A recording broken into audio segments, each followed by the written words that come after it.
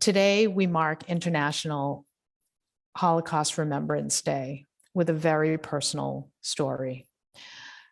Jerry Blaine is a retired physician of internal medicine at Leahy Clinic and a lecturer at the Tufts Medical School. Many of you know him as a neighbor here in Winchester. He's been a resident for over 40 years. Both his parents survived the Holocaust, and tonight he will share his mother's story. Jerry, on behalf of everyone here, I would like to thank you for sharing your story tonight. Everyone, I present to you Dr. Jerry Blaine. Well, thank you so much, Hilda. And I want to thank the Winchester Historical Society, particularly Hilda, Wangdu, Electra Gavoni, and Laurie Minetti. This all started over a year ago with an email asking if I would be interested in talking about the Holocaust. They had gotten some information from someone who said that my mother was a Holocaust survivor. And I immediately said yes, because I think it's really important that my mother be heard. She unfortunately is no longer with us, but she is certainly in my heart and in my family's heart. So as Hilda said, today is International Holocaust Remembrance Day. On January 27th, 1945, the Soviet Army liberated Auschwitz. At that time, they liberated about 7,000 desperately ill, weak, and sick prisoners, most of whom were Jews, and most of whom did not survive. But what had happened before that was that the Nazis, the SS, had taken 60,000 prisoners and sent them on a forced march, and my mother was one of them. And you will hear that as I tell her story.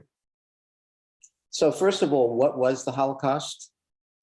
And as you can see, it was a systematic state-sponsored persecution and murder of 6 million Jews by the Nazi regime and its allies and collaborators. At the foundation of this was anti-Semitism, and anti-Semitism is a subject of almost limitless possibilities in terms of learning its history. It goes back hundreds, if not thousands of years, but it was at the foundation of the Holocaust and a major tenet of Nazi ideology. What's equally important is that this prejudice was very widespread throughout Europe, which allowed the Nazis to carry out their diabolical plan. Nearly 2 out of 3 European Jews were killed by Germany and its allies and collaborators using deadly living conditions, brutal mistreatment, mass shootings, gassings, and most horribly specialized design killing centers. So for me, the Holocaust has been something that I've lived with my entire life. My mother had a number on her arm, and I can recall from a very early age what that number meant. And the name Auschwitz was a name that was not uttered casually in my family. Yet, here is something from the New York Times not too long ago, maybe last week, where the Claims Conference conducted a survey of 1,000 people aged 18 to 39 in the United States and found that nearly 2/3 of them did not know what Auschwitz was.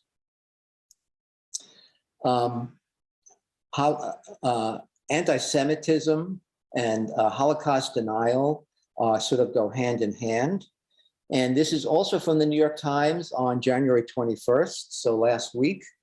And the UN approved an Israeli measure to condemn Holocaust denial. And the picture you see, and I apologize, it's so small. This is from the Hall of Names at Yad Vashem, which is a Holocaust memorial in Jerusalem, in Israel.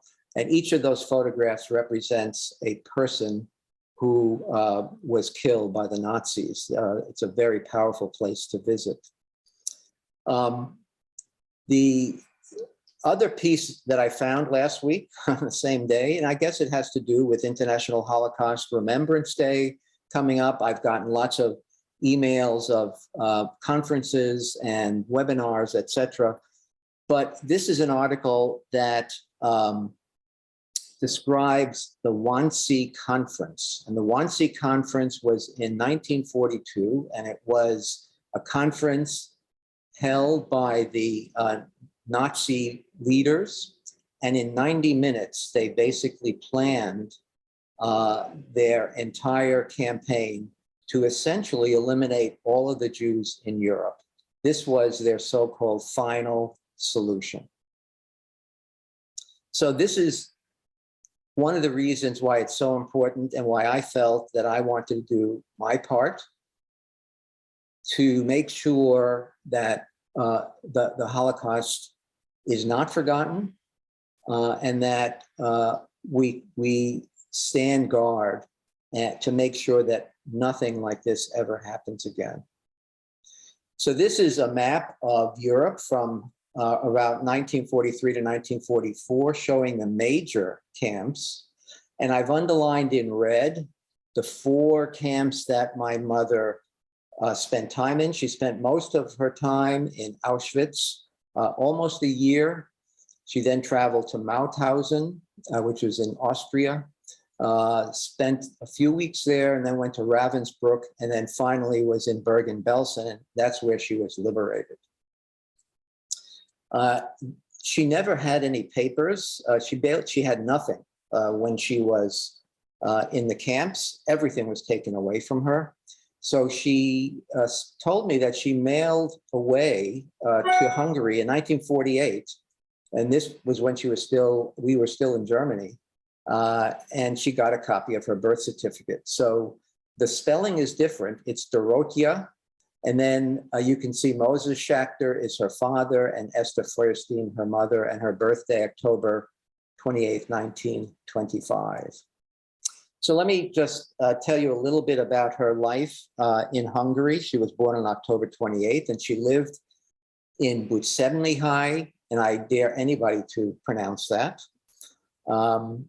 She was one of 12.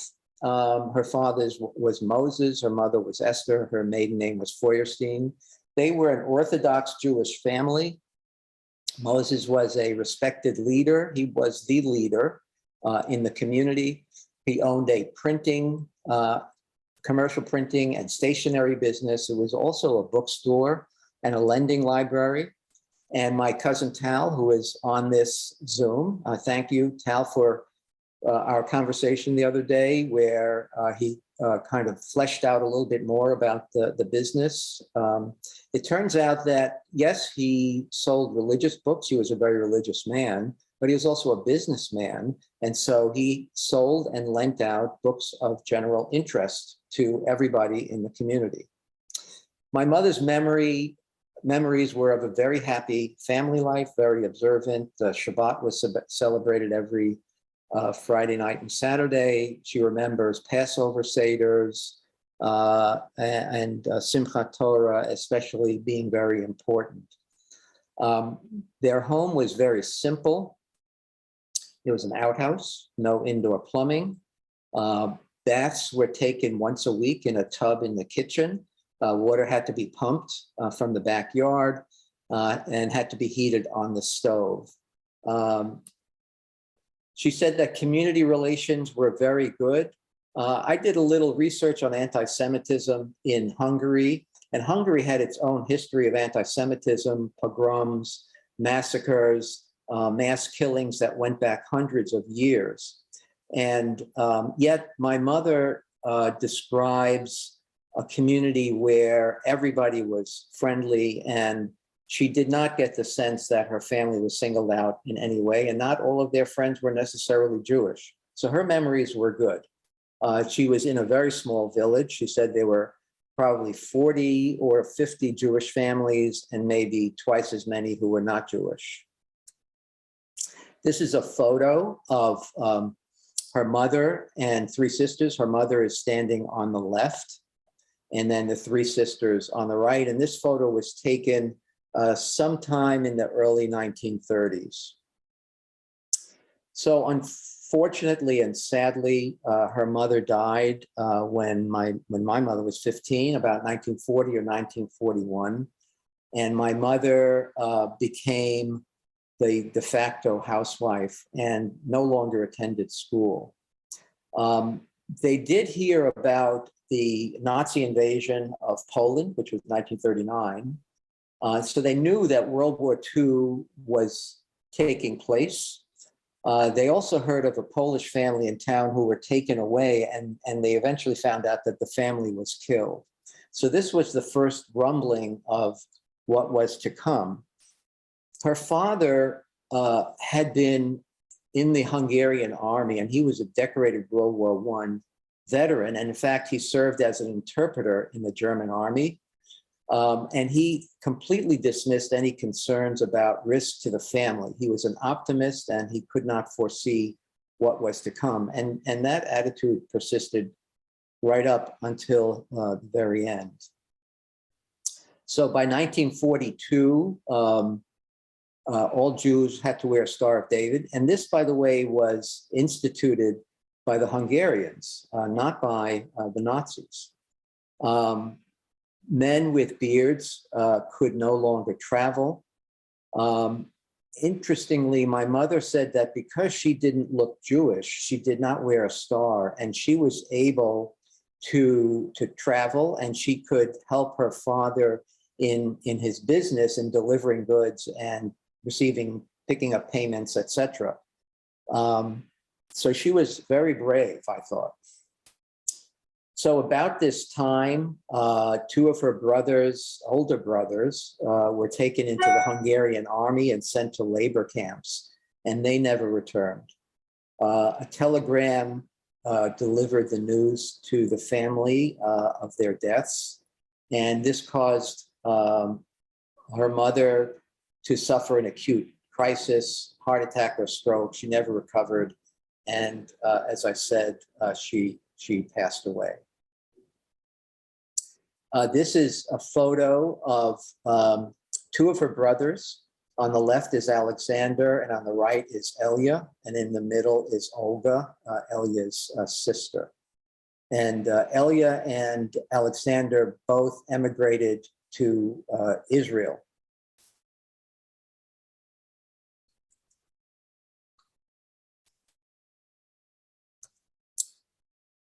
So her father's business began to suffer.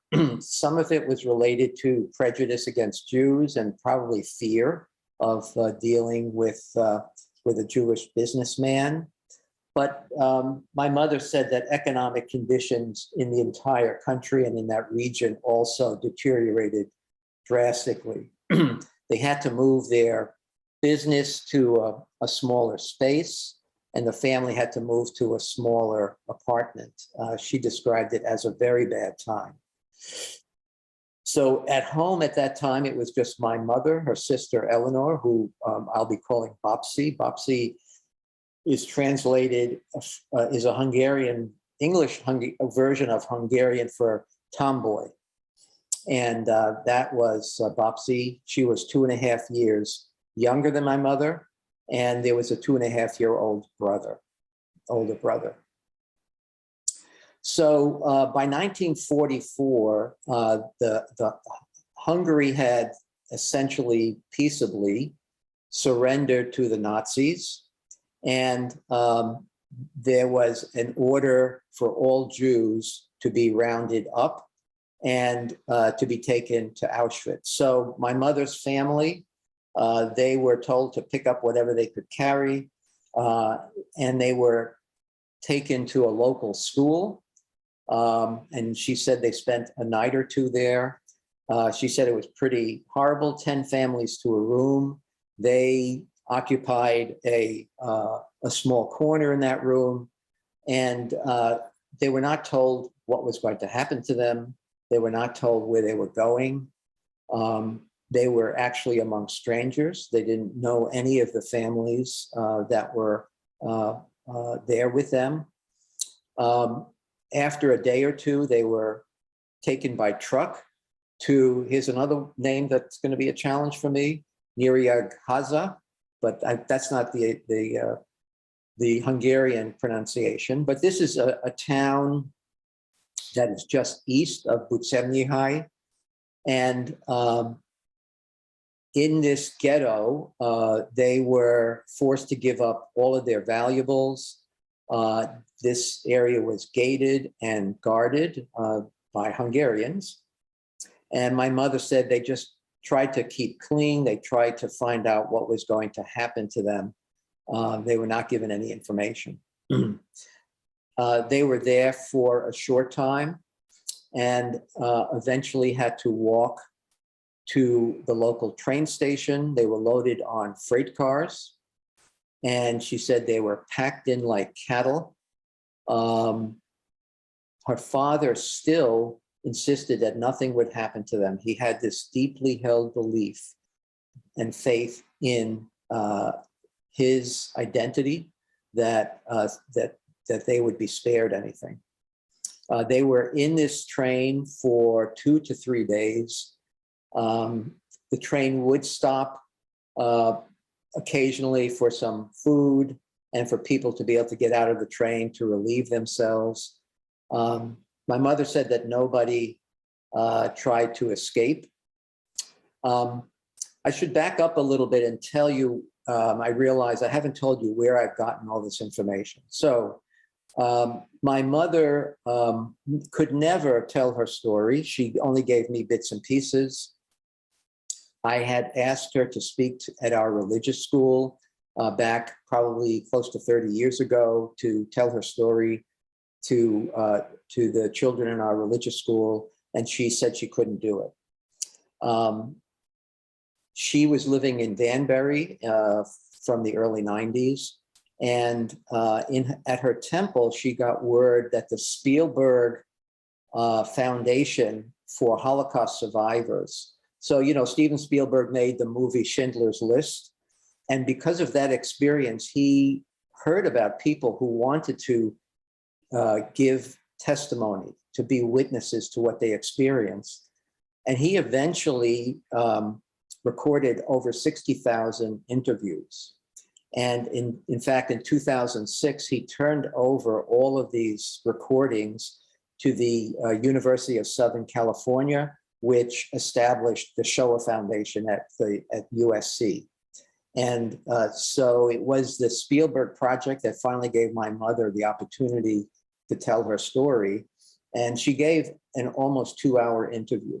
And I've viewed that interview several times so that I can basically tell her story to you. So on this freight train to Auschwitz, you can only imagine what that must have been like. People had to stand.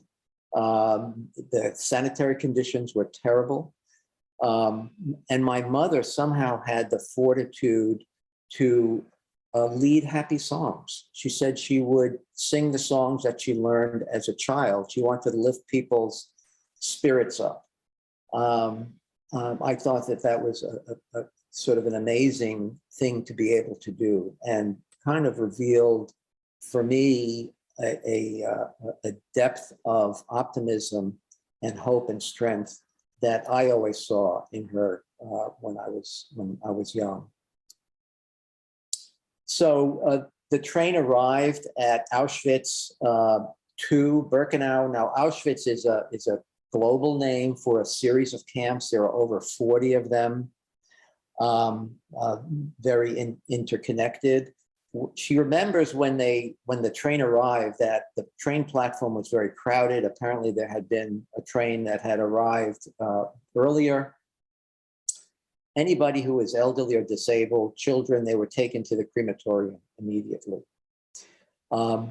She and her sister were separated from her father and brother, and she never saw them again. She doesn't know whether they were killed right away or whether they were sent to a labor camp. She just doesn't know. She was asked by the interviewer if she said goodbye, and she said, "I didn't know I needed to say goodbye." Just hard for me to imagine that kind of sudden separation. And my mother was perhaps 17 years old at the time. Her sister was 15, and suddenly they were alone. She remembers being asked if she and her sister Bopsy were twins. The Nazis had this pathological interest in twins, and they took many of them and did really diabolical experimentation on them, medical experimentation. And they said they weren't. They were both taken to where all their clothes were taken away, they were showered, and their heads were shaven. The first night was spent in a very bare kind of barracks. There was no bed, they had no blankets.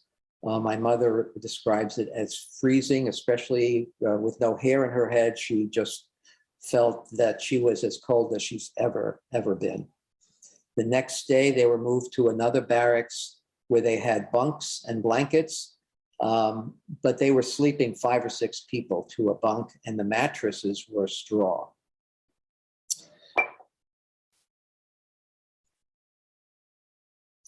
Her biggest fear was rape and medical experimentation. She heard all sorts of stories about the experimentation that was being done on inmates of all ages. She doesn't know where they were done, whether it was in the camp or somewhere else, but that was a major fear of hers. Auschwitz was surrounded by an electrified fence, and she said that people tried to escape. Other people deliberately threw themselves on the fence. They essentially suicided, and the bodies were left hanging there as a warning to anybody who had thoughts of doing the same thing. She spent probably close to a year at Auschwitz. The timeline is very uncertain. She clearly didn't have access to any calendar. Every day was the same as the day before. They were on a variety of work details, and one of them entailed pulling a wagon. She remembers injuring her foot, and she was taken to the infirmary to get whatever rudimentary treatment they would offer there. And her sister went back to the barracks when my mother went to the infirmary, but then she snuck into the infirmary a few hours later in the middle of the night. She wanted to be with her sister. Well, it was a good decision, because the next morning they discovered that everyone in their barracks had been sent to the crematorium and were killed.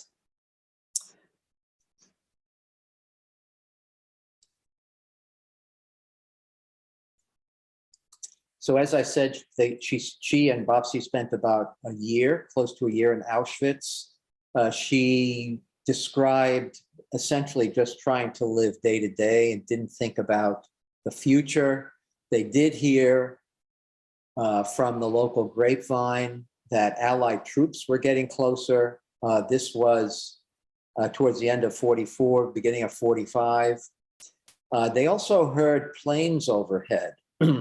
And on the one hand, she said she wished that they would bomb the smithereens out of them and it would all be over for everybody. But she knew that being in the camp would protect them. I don't know how she knew that, but she said she knew that they would not be bombed. So Auschwitz was liberated on January 27th, 1945 by the Soviet Army. Just before that, again, I don't know, my mother didn't know the exact timeline. It was probably a few weeks, maybe a month before. The SS essentially took 60,000 people from Auschwitz and sent them on a forced march in the snow to Mauthausen in Austria. Anybody who stopped or sat down was shot and killed immediately by SS guards. My mother was limping, her foot was injured. Her sister, and my mother credits her sister with saving her life because her sister would not let her stop, would not let her sit. She said, "I'm not going to let you be killed." In her group, my mother thinks there were 1,000 women. She's really not sure how many, and they were marched for 2 to 3 days. They had very little food. They had hardly any clothes. It was snow on the ground. It was freezing. Somehow they survived. And she said it was her will to live that sustained her. It's extraordinary to me as I think about that. They arrived in Mauthausen. She said that this was a smaller camp. The barracks were warmer, a little more comfortable. I don't know if that's even the right word to use, but it seemed an improvement over what she had experienced at Auschwitz. She said there were terrible stories they were hearing about what happened there, and she was very afraid. They were there for about a week. They were sleeping on straw on platforms in these houses. There was very little food. The SS had guard dogs, and ironically, she said that if you obeyed the guards, they left you alone. By this time, her menses had stopped. She was becoming malnourished. The chronic stress, the effect of this traumatic experience, that would be a pretty normal thing to occur. So this is a drawing I found, which shows an interpretation of the labor conditions at Mauthausen. You can see the skeletal inmates struggling to work. You can see a Nazi guard hitting an inmate who is fallen down with a shovel. And this is obviously not supposed to be a real depiction, but it depicts the essence of what it was like for this particular individual. So after Mauthausen, they were taken to the Ravensbrück camp. She thinks it was by truck. She actually couldn't remember if it was by truck or by train. They didn't walk, she knows that. She said this was a terrible place.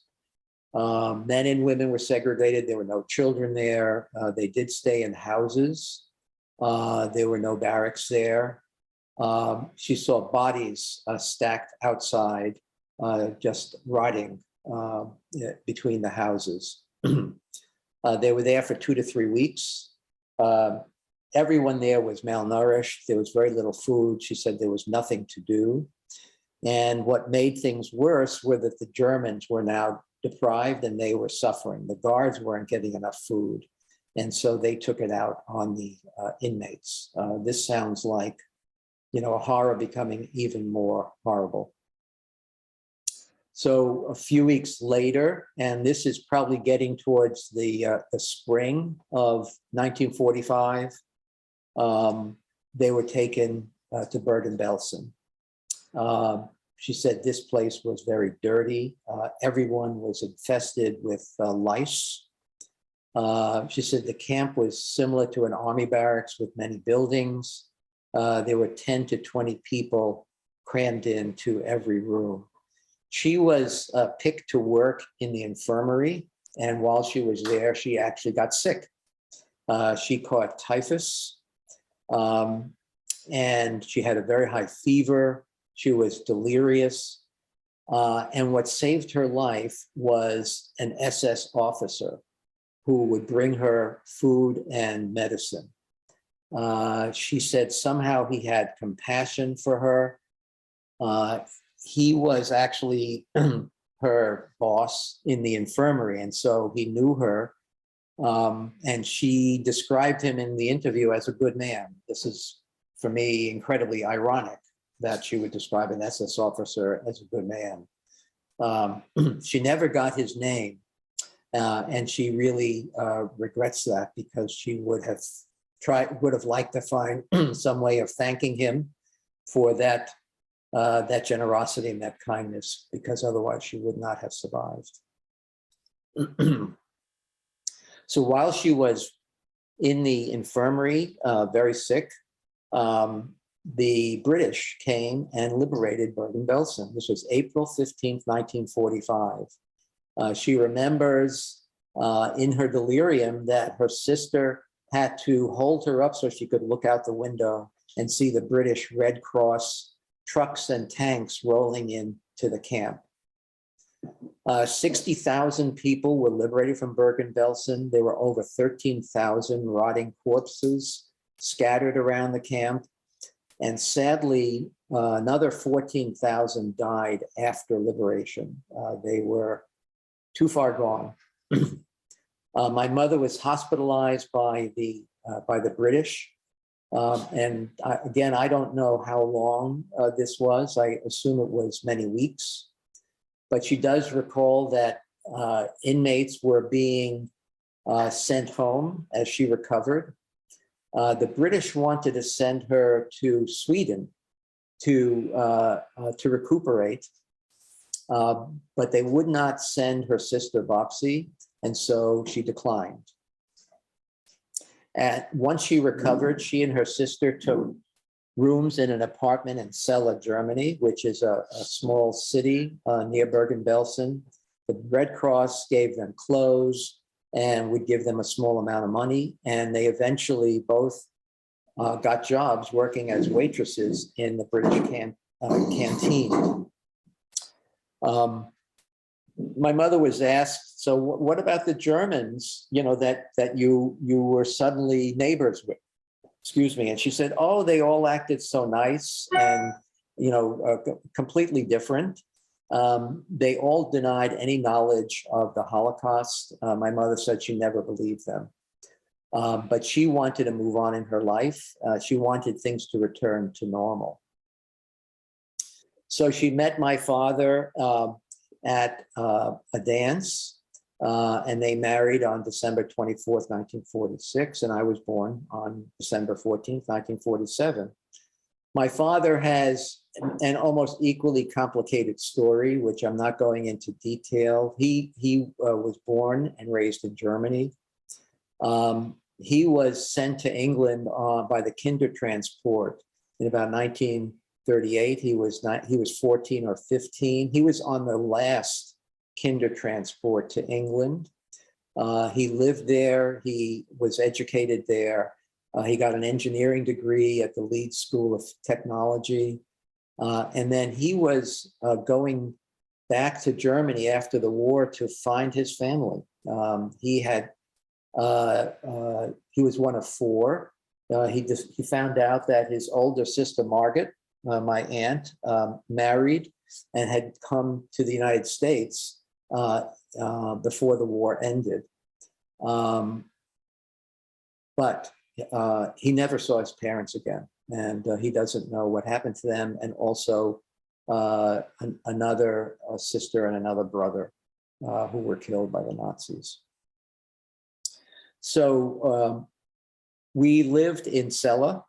My father developed a business. He was an engineer, but there were no engineering jobs then. And so he talked about selling pianos and selling furs, and he was very vague about it.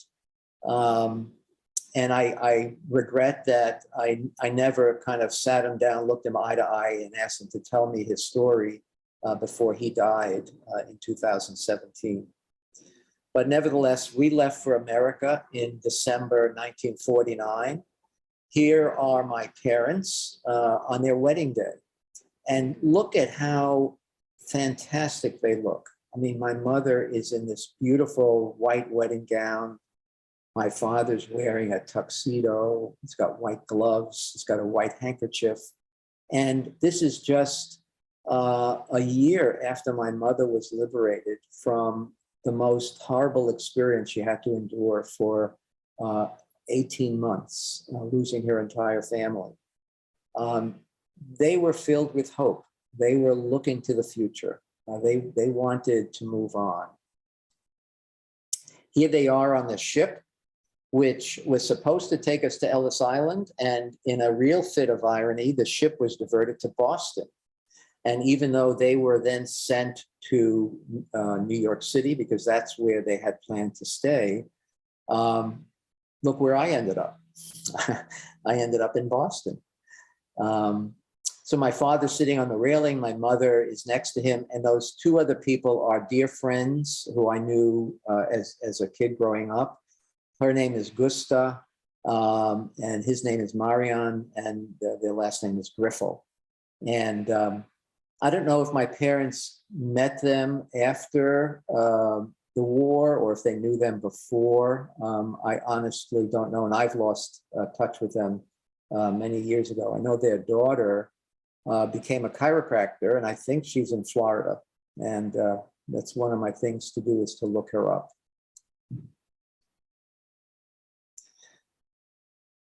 So this is another picture on the ship. My mother is holding me. I was about 2 years old. My mother's smiling, but you don't see a smile on my face. My mother told me that I was terribly seasick the whole trip, and it was about 5 or 7 days trip across the North Atlantic.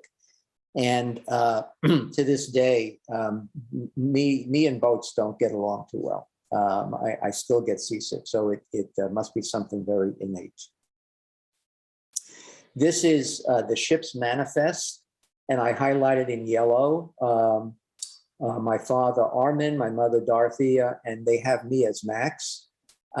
My father's name was Borishek then, and when we all became citizens, he had it changed to Blaine. And as I got older, I've often wished that I still had the name Borishek. To me, it has character, it also has a legacy, and it has a history. But my father really wanted to become an American. And I think there was also probably among many Jewish immigrants the fear of anti-Semitism and being identified as Jewish. And so to try to take a name that would not be too obviously Jewish. But you can see that we're all listed as Jews. We lived in Manhattan for a few months, and then my father found an apartment in Brooklyn. But this is my mother with me walking. I remember that sweater because I wore it until I was about 4 years old, I think. I think here I was probably just barely over 2. And it looks like my mother's carrying flowers. So I don't know what the occasion was. I don't know the actual story, but she looks like she's got herself together, you know. She's well-dressed, she's well-groomed. It looks like she's glad to be in America, and she has left that horror behind her. So my mother took a long time to have her faith restored. She lost her belief in prayer. She said her father was a devout and observant Jew, and look what it got him. And this is the kind of reaction that many Jews had following the Holocaust. She was asked at the interview about the Nuremberg trials, and she thought that there can never be justice for what the Nazis did. They killed our children, they killed our parents. My mother, to the very end, continued to have nightmares and flashbacks to her experiences,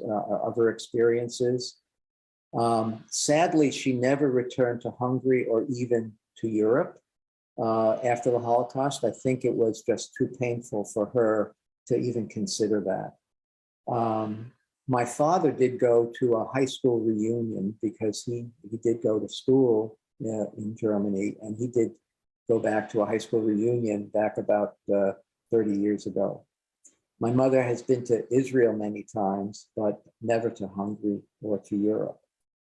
And her words, never forget, are what echo from her. This is a few months before she passed away. On the right is my younger daughter, Amanda, and on the left is my son, my younger son, thank you, dear, Josh.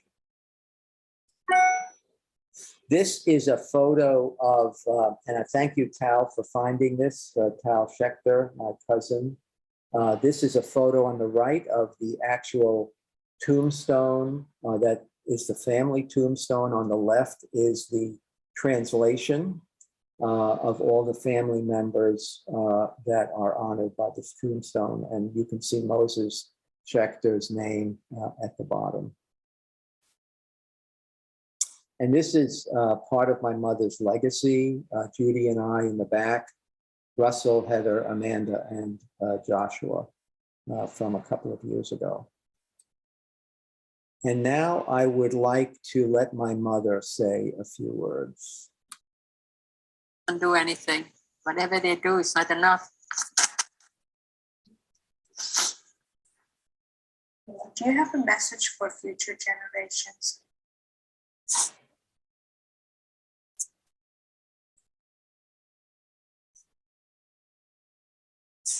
Just try to think what happened. I shouldn't let it happen again.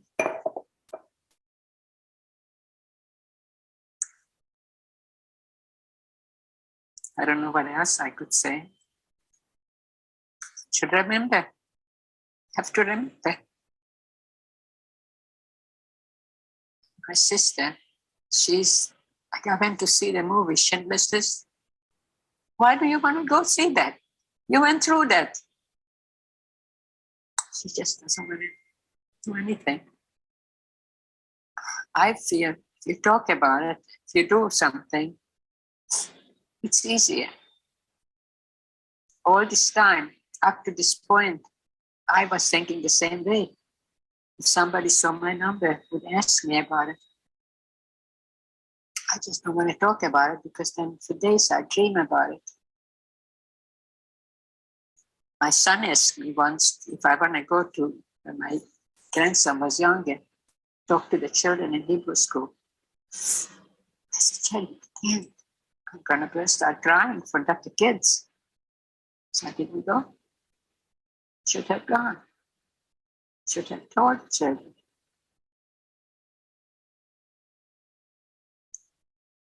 Now I'm going to ask Josh, can you sing Nanny's Lagoon? Is this a good time for you to do that?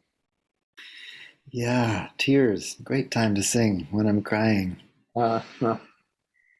This melody first started to come through when I was sitting with her and my father and Amanda and probably my mother.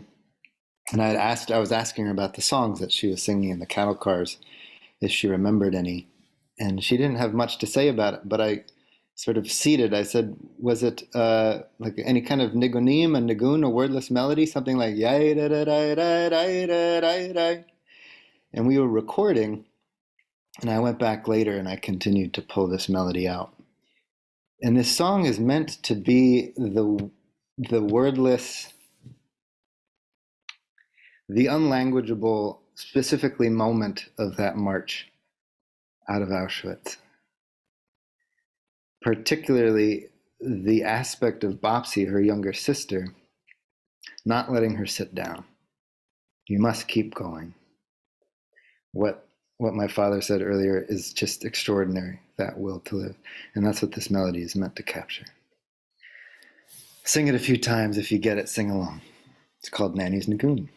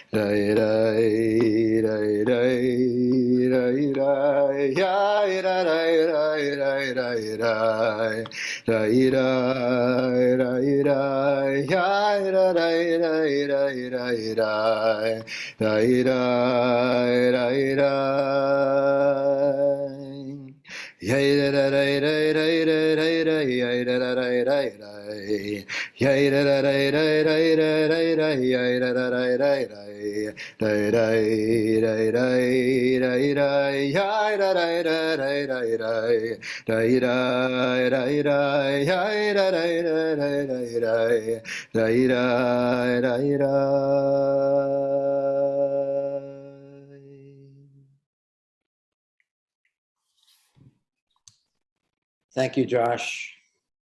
Thank you for overcoming the tears. Yeah, this wasn't an easy thing for me to do. And I thank you all for listening and for being witness.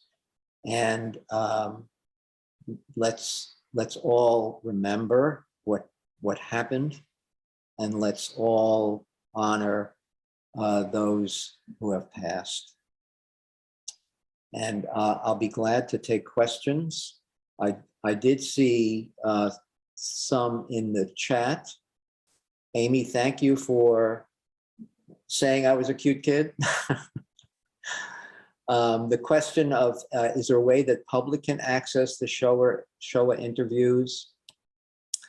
If you go to the USC Shoah Foundation, I think you can. Also, the U.S.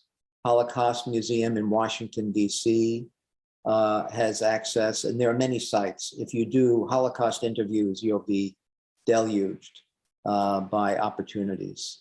Yad Vashem as well.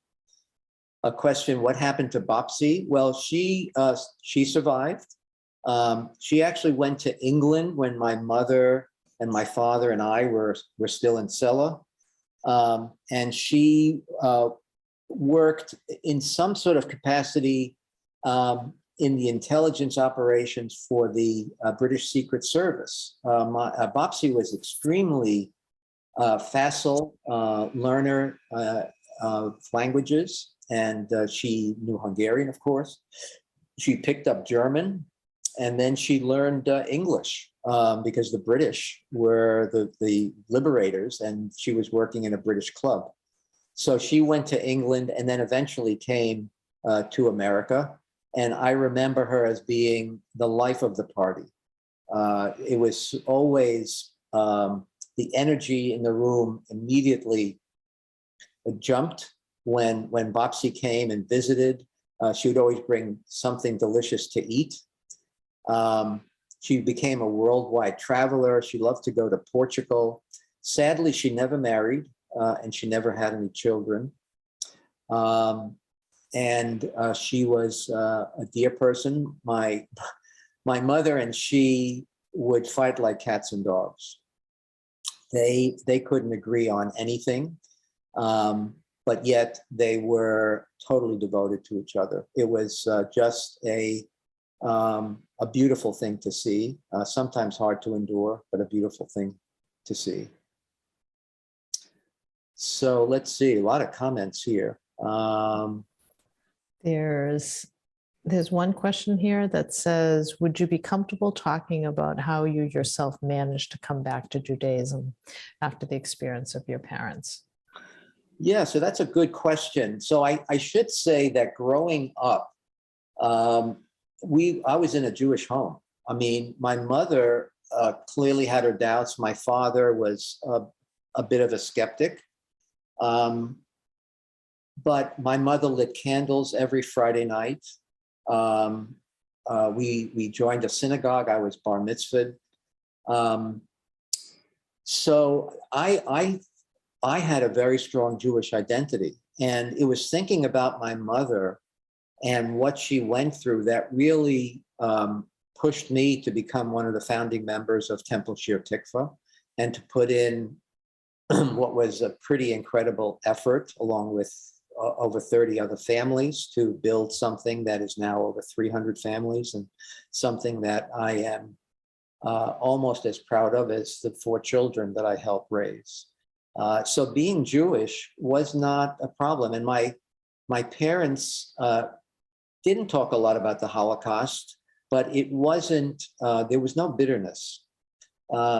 It is kind of telling. My mother's optimism just, I think, carried the day. And she talked a lot about what it was like in Hungary, what her family did, the kind of rituals. She wanted to keep their memory alive for herself, but also for me and for my brother Peter. So she talked about her father and, my father, you wouldn't get away with that if my father were around, that kind of thing. And I wish he were around. I had no grandparents. I never knew them. So I would say I had some degree of bitterness and anger at what happened to my family, but I felt the love from my parents, and that their belief in being Jewish was still very, very important to them. See, we have a few more questions out here. Well, we have a lot of questions. Did your mother ever speculate on what would have happened if she had been liberated by the Soviets instead? No, she never talked about that. I love this one. Babsi was a force of nature. Yeah, that's my older daughter, Heather. Heather knows. How did you find your way back to Boston? So growing up in New York City, Judy and I met at Brooklyn College. I then decided, I had decided to go to medical school when I was in 4th grade, but I didn't actually get to apply until I was in college. And New York City was kind of a dangerous place then. We're talking about the mid 60s, late 60s. And I didn't like the place, and I wanted to leave New York City. So I went to medical school at Georgetown, and then we have good friends who we went to college with, who went to Boston or to the Boston area. And I decided that would be the place that I would do my medical training, aside from the fact that the Boston medical community was among the best in the world. So I spent 2 years at Boston City Hospital and a year at the New England Deaconess Hospital. And I liked Boston. I liked the size. And I don't think that I knew the other Boston connection that I had that at that time. I don't recall when I actually learned that, but it was, relatively recently in my life. Have you and or your family ever visited your mother's homeland and or visited any of the camps as they exist today? Yeah, I have not, but I have cousins who've been to Hungary, but I've not. And maybe I might be kind of harboring some of the reluctance that my mother certainly had, and the sense that this is not a place for me. But I do have a lot of curiosity, and I think that's something I would like to do if we all ever get to travel again. Did your dad ever speak about his family in Germany? He did a little bit. I actually got much more information from his sister. So my Aunt Margaret, his older sister, we were all very close, and growing up, spent a lot of time together. They lived in Manhattan. We lived in Brooklyn. Margaret actually gave an interview in the same style as the interview my mother gave, but she gave it to her son-in-law. And it describes her own journey. And she was in Berlin when Berlin was being bombed by the Allies, and had to literally live in a bombed out building for a time in order to survive. But her interview has provided me with a lot of information about my father's side of the family. I also have here Gunther Borashek is on the Zoom with his wife Judy, and Gunther is a younger cousin of my father's, and Gunther has created a really wonderful family tree of one side of my father's family, and so we have that. My father really didn't want to talk about those things, and in fact, my older son Russell and I sat him down and tried to interview him, and we tried to have him open up and tell more of his story about his experiences in England and other things, and he was very evasive.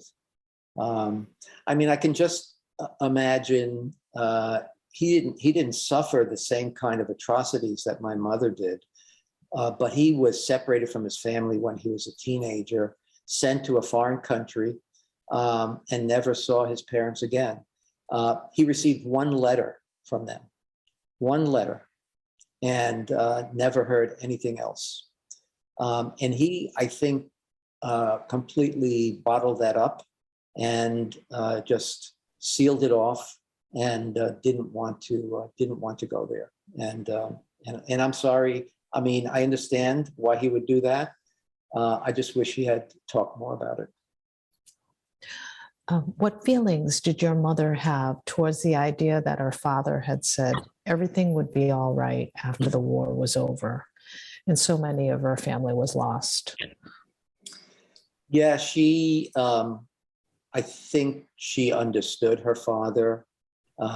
She was sympathetic to it. She didn't blame him. I mean, nothing would have changed if he'd had a different attitude. It's not as if he could have somehow rescued them. I don't know if many Jews in Hungary were leaving or trying to leave Hungary to escape what was coming. But certainly he never thought about that. And I think my mother loved her father. She respected him enormously. And he paid the ultimate price. Those are the questions that I see in the chat. Are there other questions? Folks can just unmute themselves if they'd like to just ask questions directly. Okay. Well, Jerry, thank you again for sharing this incredibly powerful story. And I'm thrilled to be able to have this recorded and have this opportunity so that we can share this more broadly and continue to share it through our website. So thank you. My pleasure.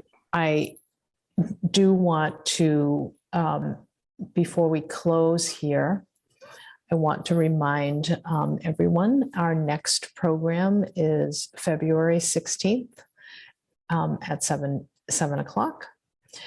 In 1862, a group of Winchester citizens invited acclaimed orator and abolitionist Frederick Douglass to speak at Lyceum Hall.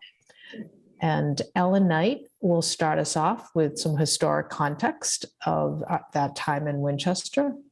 Then we'll have Nathan Richardson, who's a living Douglass historian, who will discuss the speech. And then we'll have a member of King Boston who will lead a discussion on what it means to us today. The program next month is sponsored by the Network of Social Justice, along with the Winchester Historical Society and the Winchester Anti-Racism Solidarity Collective. I hope you'll be able to join us next month as well. Thank you again for joining us today, and have a good night.